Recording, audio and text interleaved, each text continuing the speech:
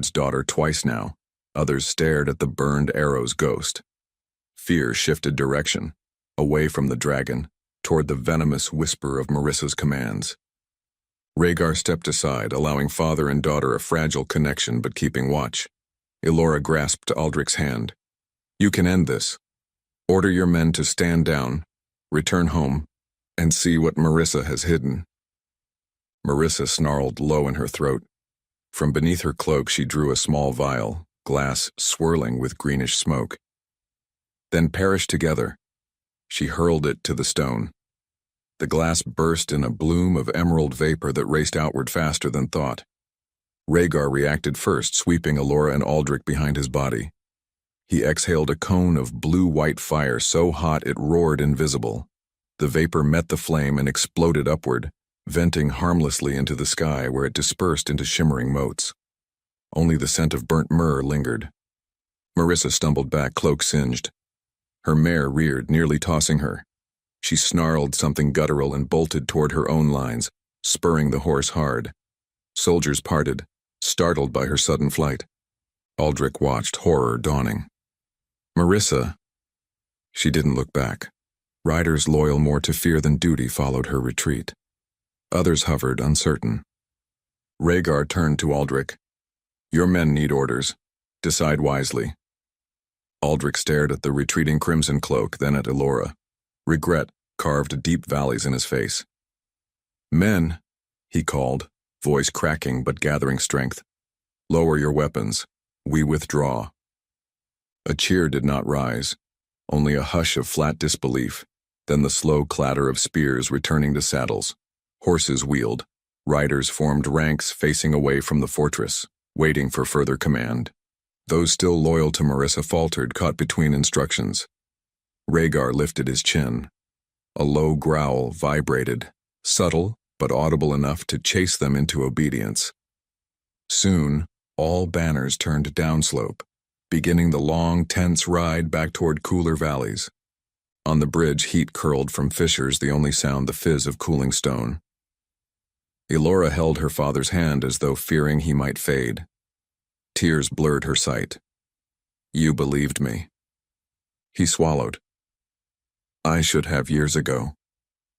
Only then did she allow herself to embrace him. His armor was stiff, but his arms wrapped around her as they once had when she tripped over orchard roots. She smelled steel and forage instead of apple blossoms, yet the comfort was the same. When she pulled back, Rhaegar stood behind her, eyes softened, the gold within them glimmering calm. Aldrich followed her gaze to the Dragon Lord and inclined his head. "I owe you more than apology. I cannot shape words." "Then shape actions," Rhaegar replied gently. "Listen to your daughter. Let truth root out fear." Aldrich nodded, eyes moist. He gripped Elora's shoulder. "Will you remain here?" Elora glanced at Rhaegar, warmth blooming.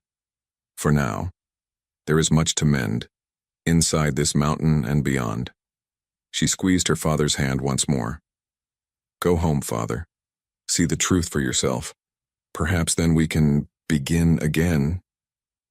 He seemed 10 years older, yet hope flickered. "I'll try." He mounted, raised a hand, and rode after his men, passing between ranks of fortress guards who watched quietly, bows relaxed yet ready. When last rider disappeared into swirling mountain mist, Elora's knees finally loosened. Rhaegar caught her waist before she could sway. Heat radiated through armor and cloth alike. She leaned into him, letting shaky breath out. "You faced them bravely," he murmured. "And you held back the fire." "Because you hold it with me." He shifted, tracing the pendant with a knuckle. It pulsed bright where his skin met the stone. "We turned prophecy's first page today." "Pages burn," she said, "but we'll write new ones from ash." He brushed lips to her hairline. "Let's return inside. You're trembling." "Not from fear." She smiled up at him. "From relief. And from thinking about what you'll say when we're alone again." A rare, wicked glint danced in his golden eyes. "I might let the dragon speak poetry. Then I might let the torchbearer answer." Hand in hand they crossed the bridge, each footstep echoing a promise. Fortress gates closed behind them, sealing in safety, yet nothing felt imprisoning anymore. Inside, servants peered in wonder. They had witnessed dragonfire turn to shield, venomous lies burned clean. Hope flickered like fresh-lit lamps. As they climbed toward private halls, Rhaegar paused before the prophecy scroll's hidden chamber. "One more moment," he said. Inside the chamber, the scroll rested as they had left it, yet now new lines shimmered at the margins. Ink coalescing into text neither had seen. "When flame and faith align, chains shall splinter, but hearts must test the fire." Elora traced the new words, breathless. "It changes. It responds," Rhaegar murmured, sliding an arm around her. "We forge future as we choose." She leaned back against his chest. "Then let's keep choosing." He kissed the top of her head. "Starting with supper. I suspect we burned more than prophecy today." She laughed, bright, echoing off stone and stoking warmth through halls where fear had long lain. And somewhere deep below, magma churned with a rhythm calmer than before, as if the mountain itself accepted their vow. Moonlight lingered beyond the balcony when Elora and Rhaegar slipped back inside, leaving the scent of cooling ash on the threshold. The corridors behind them kept their hush, as if the fortress itself sensed they needed silence more than fanfare. Rhaegar latched the heavy door and leaned his shoulders against it, exhaling slowly, the day's weight leaving him in a long, low rush. His eyes found hers, gold flecks dimmed to a softer ember, and for the first time since chaos erupted on the bridge, he allowed his stern composure to crack. He looked exhausted, relieved, and reverent all at once. "You stood on that bridge like flame made flesh," he said, voice hoarse but tender. Elora shrugged out of her shawl and crossed the distance between them. "I stood because you were behind me," she answered, palms sliding over the leather plates still strapped to his arms. "The mountain would have swallowed me whole without that." He took one of her hands, turning it over as if seeking burns. "You trembled in the aftermath, not during. I don't know whether to be proud or terrified." "I'll choose proud." She tugged at a scale-shaped buckle. "Off with these. Armor no longer suits the night." He obeyed, unfastening strap after strap until the leather pooled at their feet. Scales flickered along his skin, reacting to a memory of battle, but receded under her steady touch. She traced the healed crease in his palm, where Marissa's first dagger had struck, feeling the familiar hum of dragon magic beneath the skin. "Twice you caught her knives for me," she said quietly. "Twice I would again if needed. I hope the third time is never." He brought her fingers to his lips. "I hope there's only peace left to catch." They moved to the hearth, embers still glowing from earlier. Rhaegar added a single log that flared softly, casting honeyed light across patterned floor mosaics. Elora settled onto a broad, cushioned bench draped in burgundy, its fabric smelling faintly of cedar and cinnamon. Rhaegar kneeled to pour wine from a clay decanter into 2 small cups, fingers steady now that adrenaline had faded. "A toast feels strange after a day like this," he said, offering her 1 cup. "Then let's call it a promise." She tapped her cup gently to his.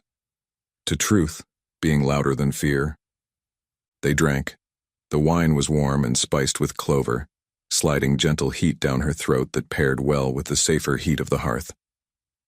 Outside the balcony doors, wind sighed, carrying the distant rumble of magma stirring far below.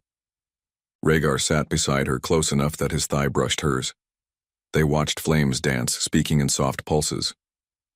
"I grew up believing love was a debt," Elora said after a quiet stretch. "Something owed to keep peace or pay for mistakes." He turned toward her, brow furrowing. "Marissa planted that. She watered it. But doubt seeded long before.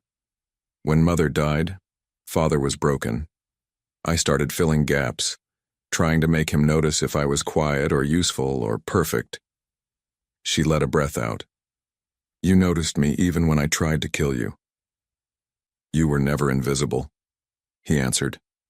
He touched her jaw, tilting her face until gold met green. And I was never perfect. My kingdom died of my arrogance long before your stepmother drew a single bruise. Perhaps we share more scars than we see. She traced the faint seam where a horn sometimes threatened his temple. Scars can guide us. Or chain us, he murmured. She leaned, kissing the spot gently. Not tonight. Tonight they lead us here. He cupped the back of her neck, drawing her closer till their lips met. Slow and searching. The kiss was unhurried. The give and take of two hearts feeling their way past prophecy toward something ordinary and extraordinary at once. His hand warmed at her waist. Hers slid over his chest, feeling steady beats under skin once ruled by unpredictable flame. They parted breathless, foreheads touching. I thought yesterday might be my last sunrise, he confessed. Yet here I am, grateful beyond language. Then we'll greet more sunrises, she whispered. Together. They spoke in murmurs about the future, painting impossible pictures, restored orchards, festivals without fear, sky rides on dragon wings Rhaegar would teach her to trust. She laughed at the idea of clinging to scaled neck ridges, wind whipping her braid loose while he promised he would never drop her. A gentle knock sounded. Rhaegar called permission. Corrin entered, balancing a tray of cheese, figs, and steaming broth.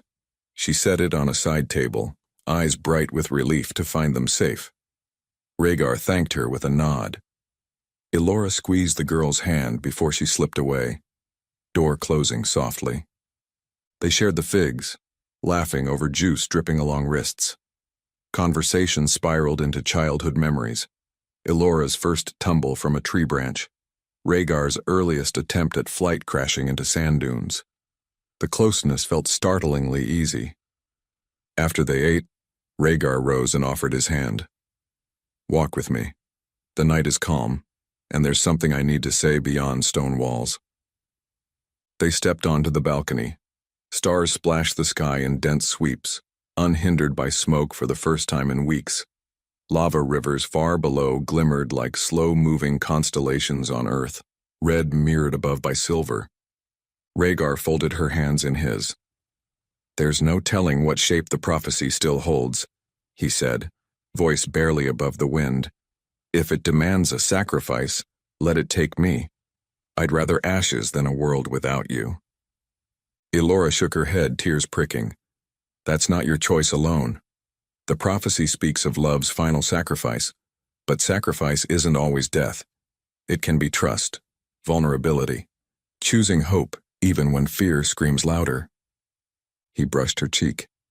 You believe we can outwit fate. I believe love writes its own scrolls.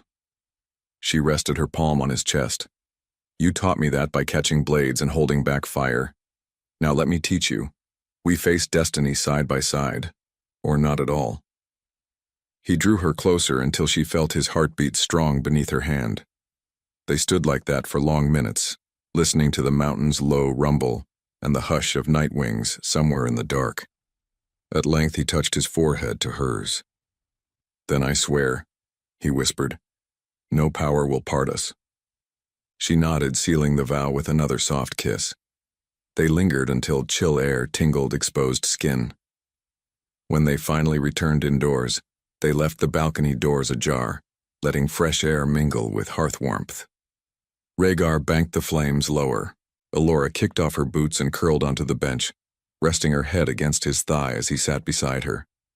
He combed slow fingers through her hair, and she closed her eyes, surrendering to comfort she'd never imagined inside these walls. Silence was no longer absence, it was full, sweet as figs, thick as promise. She spoke drowsily.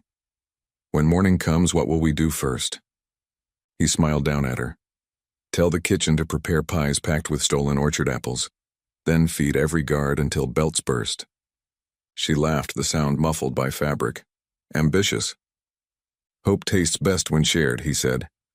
We have a lot to replace. Fear's been the main course too long.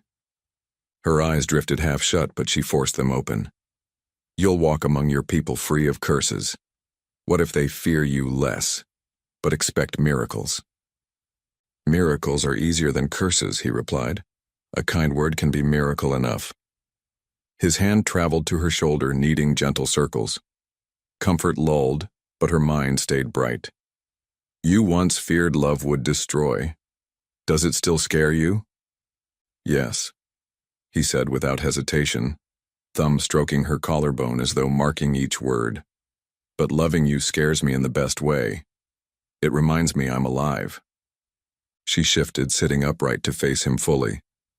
And I love you in return, she said, letting the truth settle between them like a sunrise. If that frightens destiny, let it tremble. He drew her near, kissing her slow, sealing confession and vow. The hours that followed unfolded like braided silk. Quiet whispers, tender laughs, limbs entwined beneath blankets. Two hearts learning the rhythm of peace rather than battle. Passion sparked yet never raged out of control. Desire coexisted with gentle reverence. Each caress a question answered in sighs and smiles. Later, wrapped in sheets, Elora watched firelight flicker across Rhaegar's sleeping face. Softness rarely granted a man burdened by centuries. She traced the curve of his brow, the faint lines at his mouth where laughter now lived. He stirred, eyes blinking open. Still awake? He murmured, just loving the view? He chuckled, voice rough with sleep, flattering a former dragon. A current dragon, she corrected, one who snores a little. He huffed mock offense, never. She grinned, pressing a kiss to his shoulder. Rest. Morning pies need a rested king. He muttered about pies and dragons before sleep reclaimed him. Elora nestled beside him, pendant resting between them. It pulsed warm, a heartbeat echoing theirs. She drifted, mind quiet for the first time since childhood. A ringing bell woke them sometime later. Rhaegar bolted upright, senses sharpened. Footsteps pounded in the corridor, followed by a sharp rap. My lord, a guard shouted, urgency slicing through wood. The southern tunnel has been breached. Rhaegar was out of bed before the words finished. Elora scrambled after him, dragging on trousers beneath her nightdress and lacing boots in one practiced motion. He tossed her a leather vest, lighter than armor but tougher than cloth, then buckled sword to his hip. She grabbed a hunting knife from the mantel, tucking it into her boot. Hallway torches flared as they ran. Guards raced past, shouting positions. A booming echo rattled somewhere below, like iron doors torn free. Heat pulsed from cracks in the floors, disturbed by chaos. Elora's pulse hammered a matching beat. A messenger skidded around a corner. Intruders came through the forgotten royal tunnel, he gasped. They overpowered the night watch. Rhaegar's jaw set. How many? A dozen at least, led by a woman in crimson. Marissa. Elora spat the name. Blood magic rages around her, the guard said. Some of our men. He hesitated, horror flickering. Some fell without a blade, clutching their hearts. Rhaegar's scales shimmered. Clear the wounded, seal inner doors behind us. The guard sprinted off. Rhaegar grasped Elora's shoulders. You should stay here. Not a chance. His eyes flashed between anger and admiration. He pressed a quick kiss to her forehead. Then stay at my left where scales run thicker. They descended spiraling stairs, breath frosting in cold shafts, then warming as forge heat met night chill. Smiths dropped hammers, joining armed ranks. Elora passed Corrin shepherding younger servants into safe alcoves. The maid's eyes brimmed with fear but hardened to resolve at Elora's nod. They emerged into the grand hallway outside the keep's heart.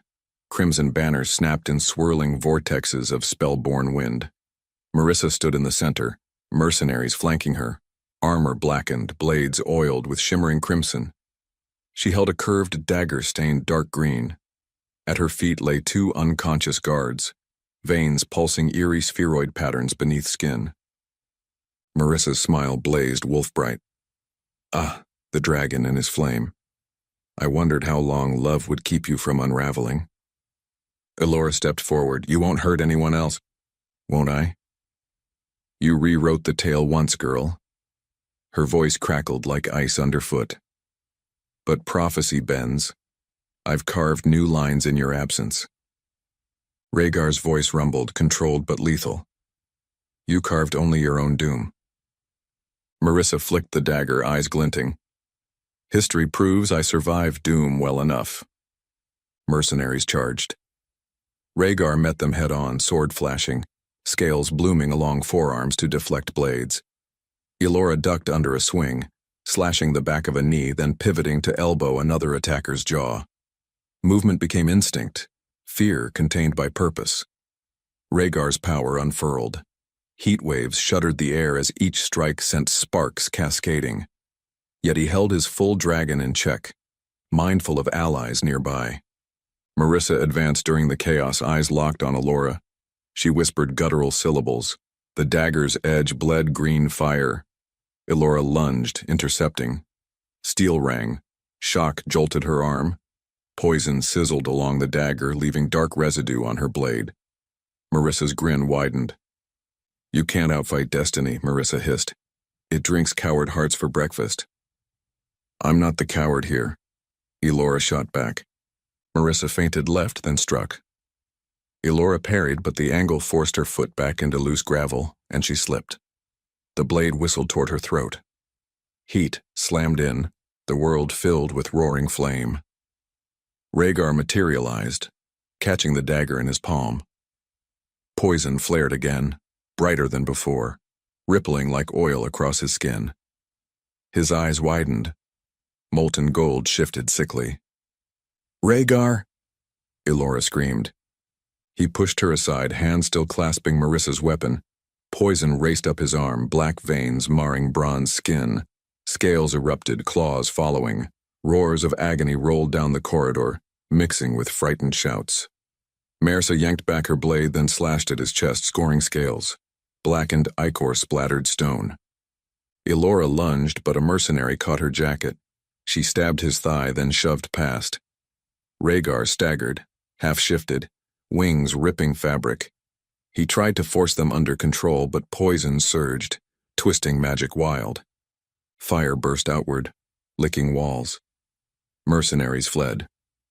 Marissa retreated a step, dagger raised, though terror flickered in her eyes for the first time.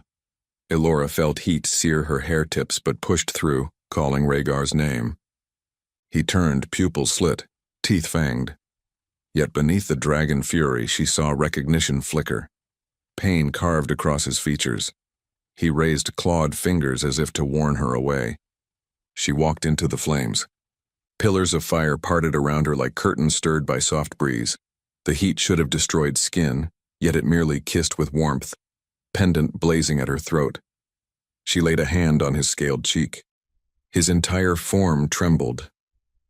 Breathe with me, she whispered, voice steady though her heart pounded. Hear my heartbeat. Claws flexed, then gentled. Fire in the corridor dimmed. She stepped closer, arms sliding around his widened torso where scales met flesh. Her cheek pressed to his chest, finding the frantic thunder of his heart. I choose you, she said. Choose me back. A shudder rippled through him. Light burst from the pendant, flooding hallways in blinding gold. Marissa shrieked. Wind roared, sucking flames inward. Rhaegar's body lifted in a vortex of molten light. Elora held tight within. Above them, stone runes blazed, then cracked, releasing centuries of trapped magic like birds freed from cages. Dragonfire swirled, shifting from red to white to shimmering aurora. Elora's pendant melted into liquid gold, seeping into Rhaegar's skin at her touch. A ringing silence followed, pure and vast. The whirlwind collapsed, depositing them onto cooled stone. Rhaegar's form curled protectively around Elora. His wings fell away like ash, dissolving into sparks. Scales sunk. The black veins faded. When he lifted his head, golden eyes shone clear and human. He breathed once, a shaky laugh mixing relief and disbelief. Elora, he whispered, voice unbroken by growl. It's gone. She cupped his cheeks. We broke it together. Behind them, Marissa scrambled to her feet, stumbling. Her dagger clattered from weak fingers. She turned to flee, but a wall of armed guards blocked the path. Aldrich at their head. He looked older, shadows deep beneath weary eyes. But resolve hardened his jaw. "Lady Marissa," he said, voice carrying quiet thunder, "you are done." She spat, lunged for a fallen sword, but two soldiers seized her. She thrashed, screaming curses in ancient tongues. Eldritch sparks sputtered, powerless now that the dragon magic had dissipated. Aldrich approached Elora and Rhaegar. He knelt, armor creaking. "Daughter." His voice broke. "I saw everything." Elora rose shakily, Rhaegar steadying her. She faced her father. "The truth stands clear now." Tears slipped from Aldrich's eyes. "I failed you beyond forgiveness." She reached to wipe one away. "Forgiveness doesn't erase failing. But we begin again." He clasped her hands, pressing them to his heart. "If you'll let me try." She nodded, tears matching his. Rhaegar watched, eyes bright with shared emotion. Aldrich turned to him, swallowing. "I misjudged you, Lord Dragon. Thank you for sparing my people and for loving my child." "I love her beyond any titles," Rhaegar said simply. "May we build peace together." Aldrich bowed deeply, then gestured for guards to escort Marissa away. She fought until shackles snapped closed, then fell silent, hatred shredding her features. When the hall emptied of chaos, Elora sagged. Rhaegar scooped her countess style, ignoring her protest, carrying her along quieter passageways to the balcony, where pale dawn blossomed over peaks. Air smelled newly clean as though storms had scrubbed the sky. Rhaegar set her down against the stone railing. Ash had stopped falling. "Look," he murmured. "First sunrise of freedom." Pink slipped up the horizon, gilding edges of clouds. Lava flows shimmered gentler, mirroring dawn's color. "What happens now?" she asked softly. "Whatever we choose." He turned, taking her hand. "I would start with this." He knelt, great dragon lord humbled on stone still warm from earlier fires. His hand trembled, but voice rang clear. "Elora Dalcair, flame of my heart, will you marry me? Not as sacrifice, but as partner, equal, and love, for all my days." Tears blurred her sight until sunrise became radiant smear. She laughed, half sob, and pulled him upright. "Yes, yes, 100 times." He spun her once, joy bursting like fireworks. She pressed her forehead to his. "We rose from ashes," she whispered. He finished, voice hushed with awe. "And together, we'll shape the sky." They stayed on the balcony until the first birds ventured out, wings cutting pale streaks across the sky. The new sun warmed the fortress walls, turning obsidian statues into silhouettes that almost seemed to bow. Elora's yes still echoed in Rhaegar's chest, reverberating louder than distant magma. Yet when her stomach rumbled loud enough to make him laugh, the promise of simple breakfast felt like another miracle. They descended to the great hall hand in hand. Overnight, servants had scrubbed scorch marks from the floor and replaced shattered sconces with polished brass. Guards greeted them not with stiff salutes but with genuine smiles, relief shining through fatigue. Someone had arranged a trestle table near the hearth and covered it with platters of flatbread, roasted peaches, and steaming crocks of honeyed oats. Corrin hurried forward, flushed with excitement. "You're both safer," she breathed. "We tried to keep the fires low so you could rest." Elora hugged her. "You've done more than enough." "Not yet," Corrin whispered, eyes dancing. "The kitchen is already planning apple pies, and Lord Aldrich sent crates of fruit from the lowlands as a peace gift." Rhaegar raised a brow. "They arrived before dawn?" "Riders wouldn't sleep until they did," Corrin said proudly. He nodded, gratitude soft in his voice. "Tell the bakers their pies will be legend." Corrin curtsied and hurried off. Rhaegar guided Allura to a bench close to the fire. The smells, cinnamon, yeast, sweet peach, wrapped around them, tangible proof that fear no longer ruled these halls.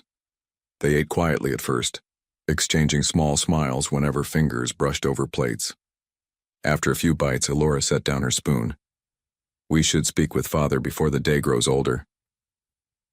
"He asked to meet mid-morning," Rhaegar said, "and the Council of Household Captains wishes to address rebuilding. We can join them afterward." A flicker of anxiety passed through her eyes. "Do you think the staff fears change?" "I think they fear uncertainty," he answered gently. "But uncertainty leaves room for hope. We'll fill that space together." Aldrich arrived an hour later in a plain tunic, armor set aside. Dark circles hung beneath his eyes, but his posture was lighter than Allura could remember. He bowed first to Rhaegar, then gathered his daughter's hands. "I've drafted letters to every baron who followed Marissa's call," he said. "They will stand down." Rhaegar inclined his head.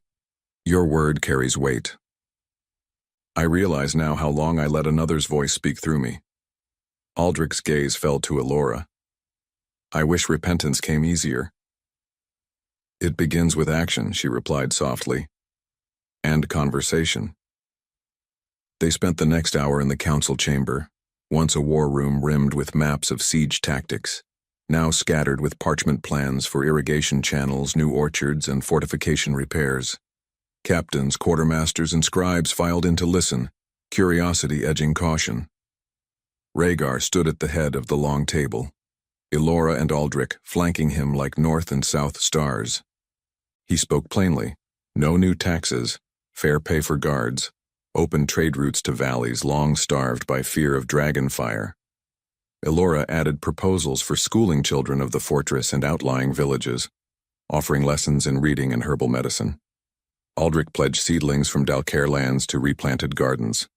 Murmurs of approval grew into tentative cheer. When the meeting adjourned, staff lingered just to shake Allura's hand or offer Rhaegar a grateful bow. Hope, it seemed, was infectiously delicious as the promised pies. In the corridors afterward, Rhaegar slipped an arm around Allura's shoulders. "They trust you." "They trust change," she said. "That's bigger than me." They paused near the courtyard where artisans had erected a makeshift platform to repair scorched stone. Through an archway, Allura glimpsed soldiers escorting a bound Marissa into the keep's inner chambers, awaiting formal trial at sundown. For a moment, old fear clawed her stomach. Rhaegar's hand tightened reassuringly. The trial convened in the great hall, torches blazing bright as early dusk painted the high windows. Witnesses testified to Marissa's years of cruelty, her poison, her shadowed deals. Even her mercenaries, disarmed and cowed, spoke of dark rituals she used to bind their loyalty. Marissa, wrapped in chains of tempered steel, met every accusation with a cold smile or a lazy shrug. Only when Aldrich stepped forward did her composure crack. He described bruises he'd ignored, lies he'd believed, and the dagger aimed at his daughter's heart. His voice shook, but each word landed like hammer strikes. Marissa scoffed, but no spell or sneer could part the crowd's silence. When it was Allura's turn to speak, she steadied her breath and faced her stepmother without flinching. "Pain taught me endurance," she said, voice clear. "But love taught me to live, and love, unlike fear, cannot be chained." She did not ask for vengeance, only truth. The hall seemed to exhale, an ancient breath held for too many seasons. Judgment was swift. Exiled to the barren northern wastes, escorted by guards loyal to the crown. No gallows, no public spectacle, simply removal of poison. Marissa's eyes flared, but words failed her at last. She was led away before midnight.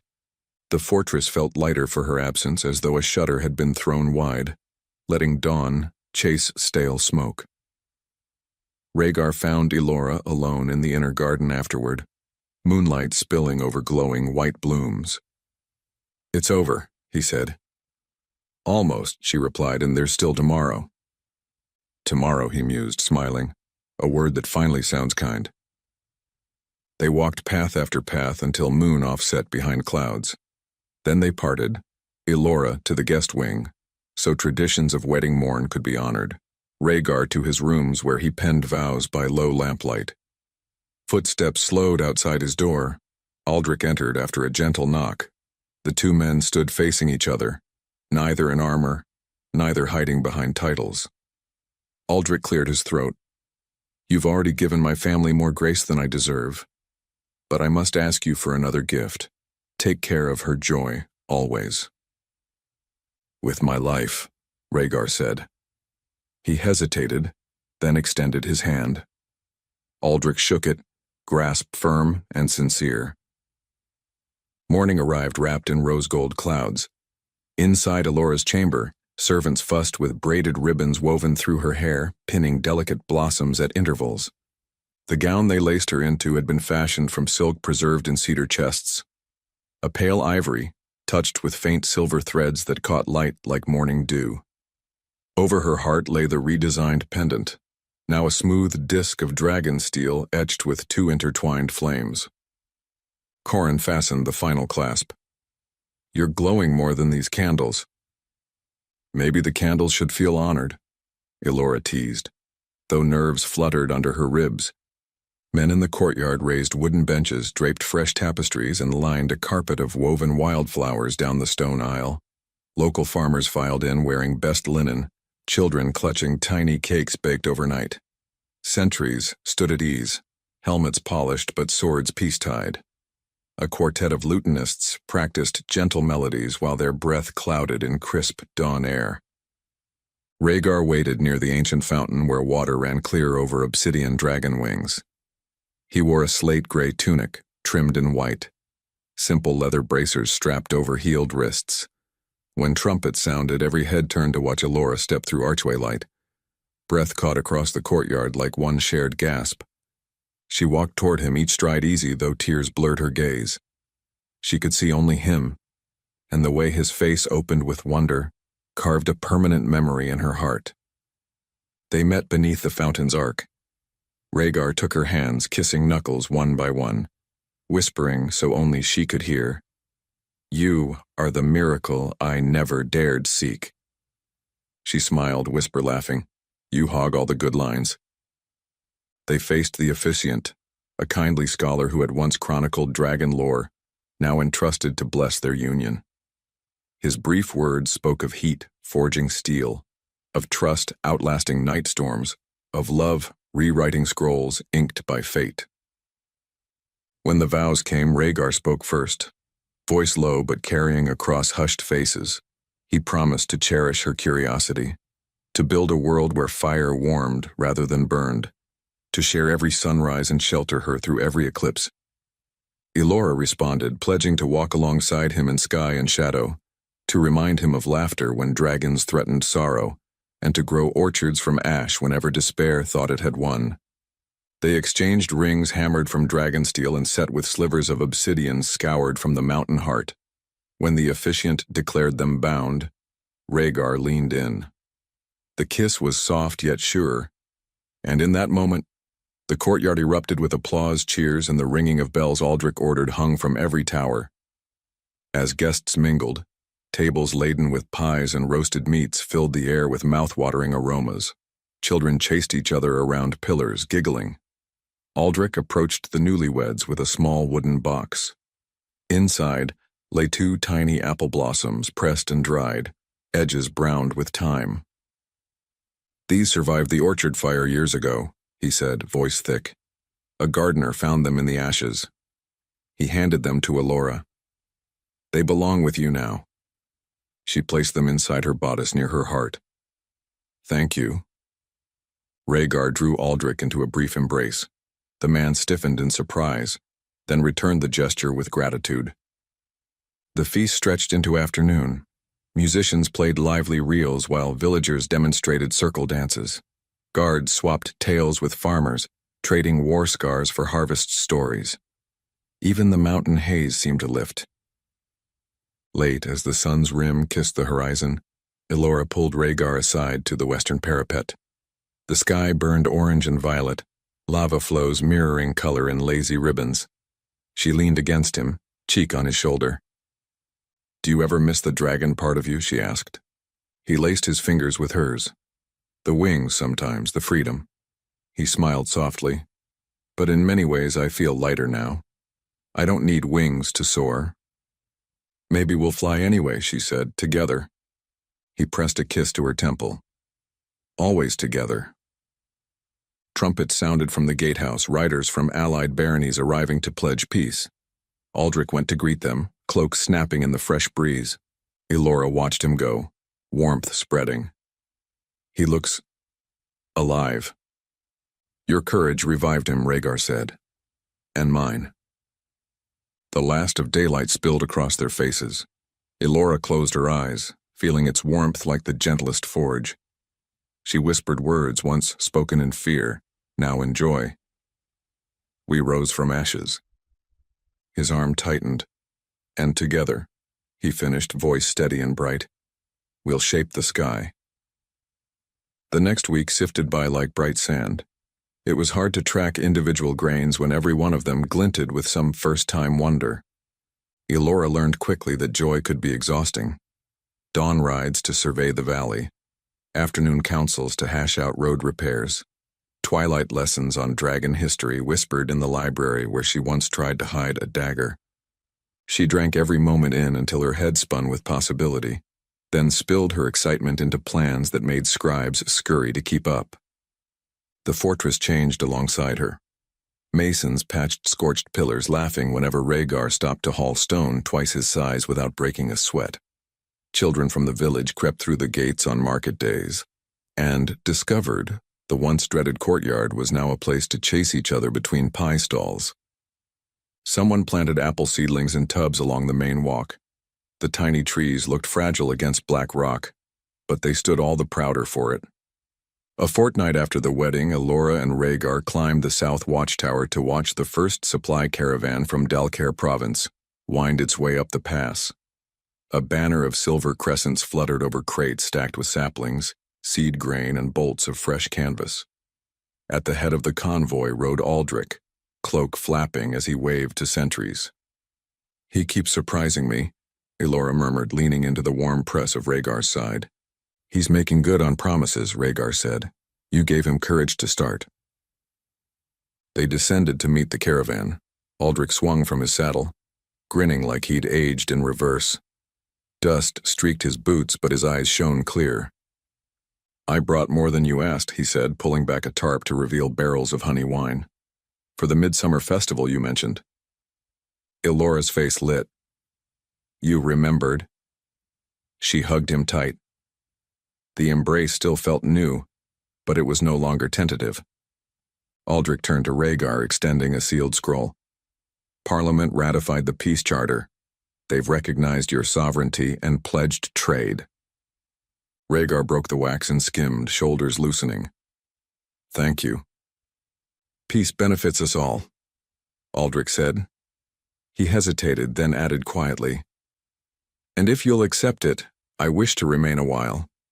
I'd like to help plant those orchards." Rhaegar glanced at Elora, smile widening when she nodded. "You're welcome as long as you choose to stay." Later, once wagons were unpacked and saplings tucked into prepared earth, Elora slipped away to the hidden library chamber. She'd visited the prophecy scroll only once since the curse broke, half afraid tampering might rewrite hard-won peace. But curiosity burned brighter today. She found the scroll poised on the pedestal, silver ink shimmering softly.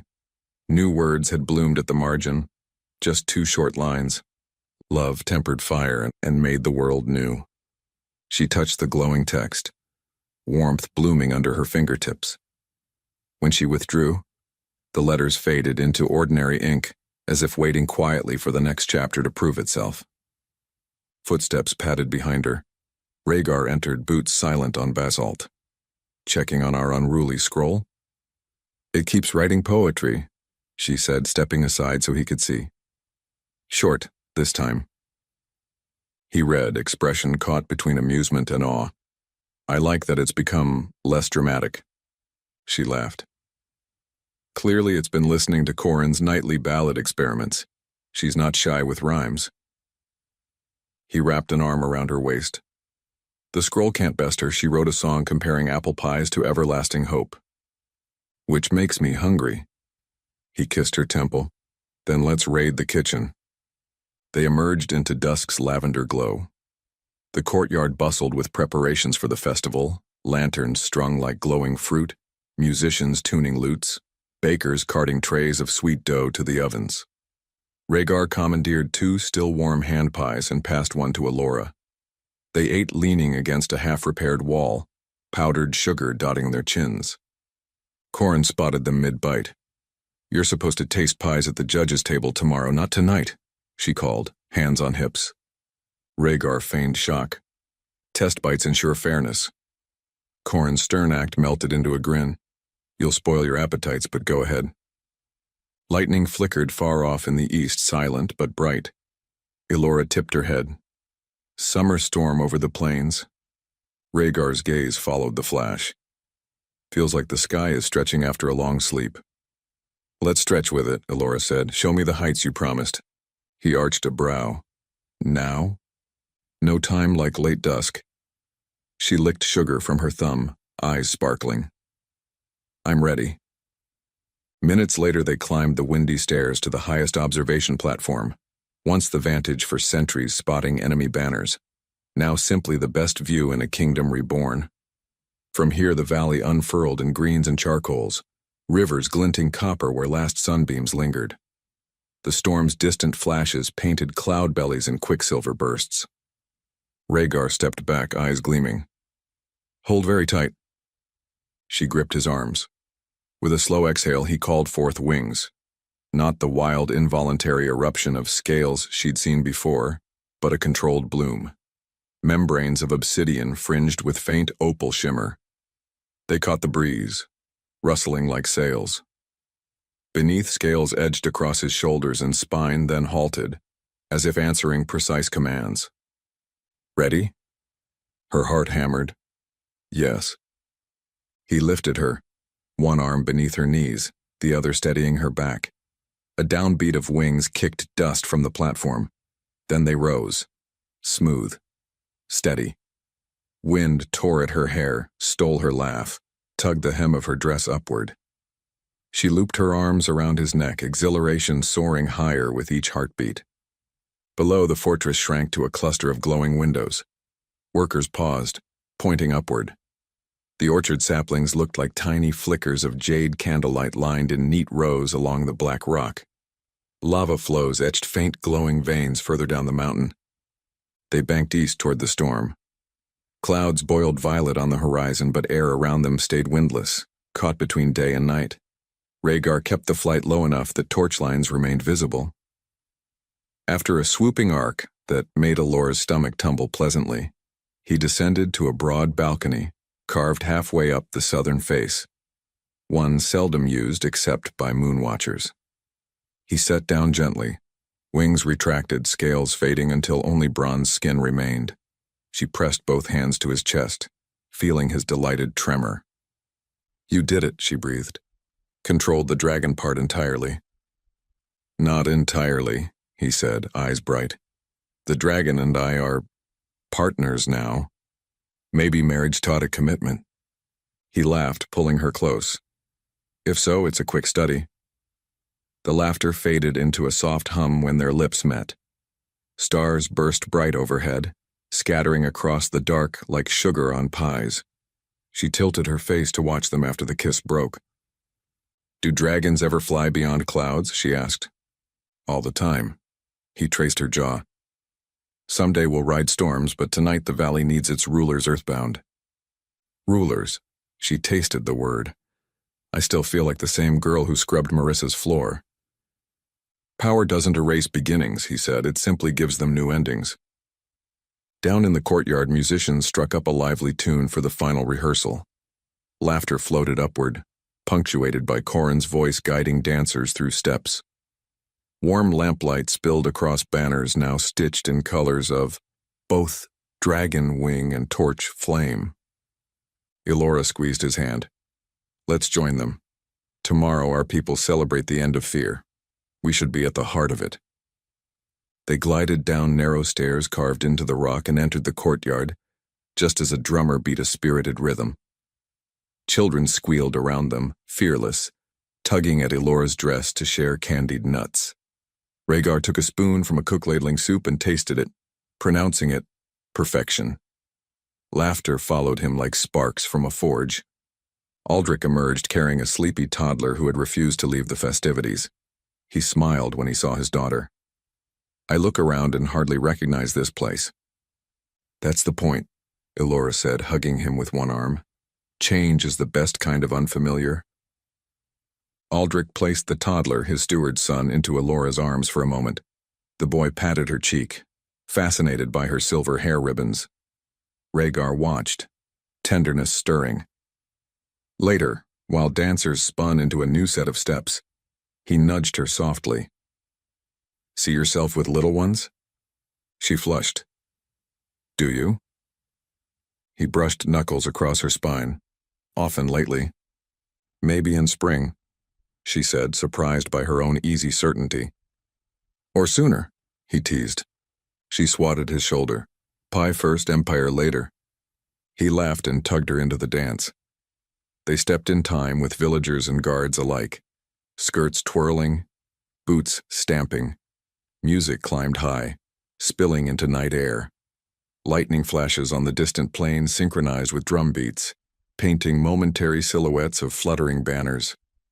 As the song ended, Elora and Rhaegar stood in the circle's center, breathing hard. Corran clapped delightedly. Torches flickered, and the crowd parted to reveal soldiers escorting a wagon through the gates piled high with fresh-cut branches hung with small white blooms. Aldrich stepped forward. Your orchard arrived early, he announced. Planting begins at dawn. Cheers erupted.